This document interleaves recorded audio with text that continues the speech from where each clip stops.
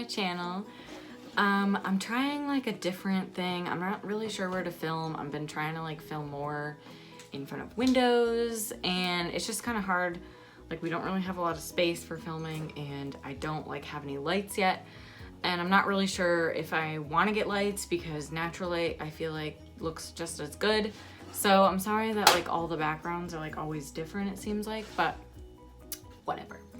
Anyways, so I wanted to start out by saying that finding a midwife or healthcare provider, I think for some people is really confusing and they're not really sure where to start. So I'm only going to talk about how to find a midwife.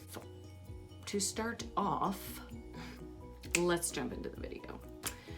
So the first thing you want to do is a Google search, which I know kind of sounds like duh, but I think sometimes it's not. And what I did was I just searched, since I live in New Hampshire, I just searched New Hampshire midwives. And then I looked up the ones that had the most positive reviews. So that took me like a little while. And then I also talked to a couple of people in my town, and everybody really mentioned the midwife that I have now. And there was all positive stuff about her. The other thing that I knew that I wanted was I wanted a midwife who had her own practice. I didn't want somebody who was kind of like in a massive group, like, because I felt like that was already kind of what I was getting at the hospital. But I was fine with if she had like a couple of assistants, obviously, and like two other midwives. But I really like wanted somebody who like had that personalized care and could be there. And then when I found my midwife, I actually noticed that she was our neighbor from when I grew up. When my family moved to New Hampshire, she used to be our neighbor. So that was kind of like a big deciding factor, just because I knew their family and I knew kind of like what they were about. And so that like really pivoted my decision. But obviously like that's not everybody's experience. But another big thing is that you want to make sure that they are an RN or like a nurse midwife. So she worked in a couple of different hospitals before she actually had her own practice, and I really liked that she was an RN, so she could administer drugs, take blood, she could write prescriptions. Somebody who is a certified professional midwife, a CPM, it cannot administer drugs or write prescriptions. So that is like a big, they're kind of just there as like guidance. It's a little bit more confusing, but you want somebody who is a N nurse midwife. Yeah, an NM, I think is what it is. I'm gonna like, if that's wrong, because I feel like it is, I'm gonna leave something down below, because I can't think correctly, even though I can't talk. So you really want somebody who can write prescriptions when needed, because if you have the CPM, you'll have to go to the hospital or like another healthcare provider or practitioner to get prescriptions. So that's like just an extra step that you really don't need, and you probably don't want if you're looking for a midwife. So you definitely want a nurse midwife who can do all that. Another thing is, I like to think if you want a home birth, pick a midwife that's close to you. So I really like stress that. Obviously, if you're like fallen in love with one and she's an hour away, that's fine. But I think if you're like really uncomfortable with how long you might necessarily have to wait, you can get a doula to kind of be there to help you, to like support you while you're waiting for her.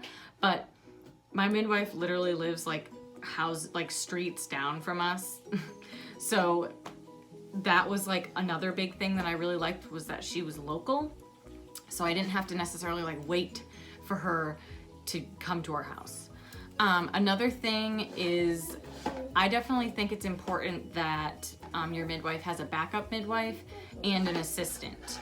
I think that helps her, and I think that it also shows that she has that responsibility of, if she can't be there, she has somebody else who can be there.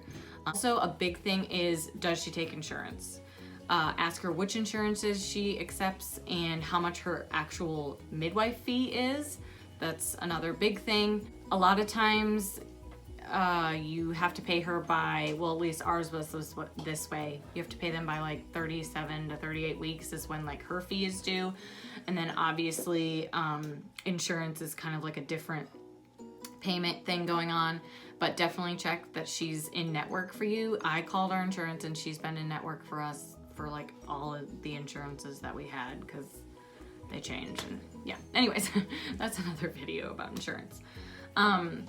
So my midwife actually takes, I think, like almost every single insurance there is, and I'll have her link down below so you can also like see any of her information. And I want to say like another big thing that I really like about my midwife is that she can also be a doula. So if for some reason you need to go to the hospital, she can't actually deliver there, but she can be there. She can come to the hospital and be your support person and be your doula. Obviously there is like another fee for that, but she's also there to kind of like be your voice. And I really liked that versatility of our midwife. So if there was ever that, we could still see her. Another couple of points to kind of look at is just like what her practice is like. What other, like, go around and ask a couple of people who've had her as a midwife. What, you know, what do they think of her? What do they not like about her? What did they love about her? What's something that they would have changed? You know, ask questions, ask her these questions. If you see a bad review, you know, ask her about it. Like, it's that type of care is supposed to be personalized, so you should be able to ask questions. And usually with midwifery and with hospital protocol, usually there's like a first time meeting. So that's something you can definitely look into if you're sort of like interviewing them. So you can go meet her, see what she's like, go meet a couple of other midwives, kind of get a feel for what they're like, and then, you know, choose your midwife.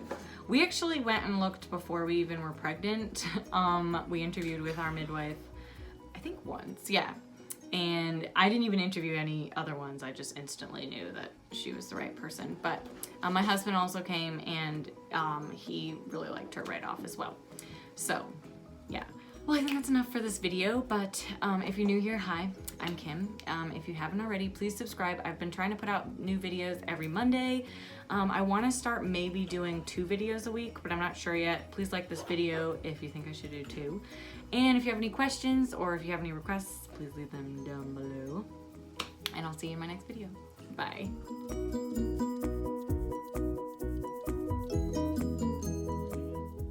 Shut up, Uncle! Excuse me. Yeah. So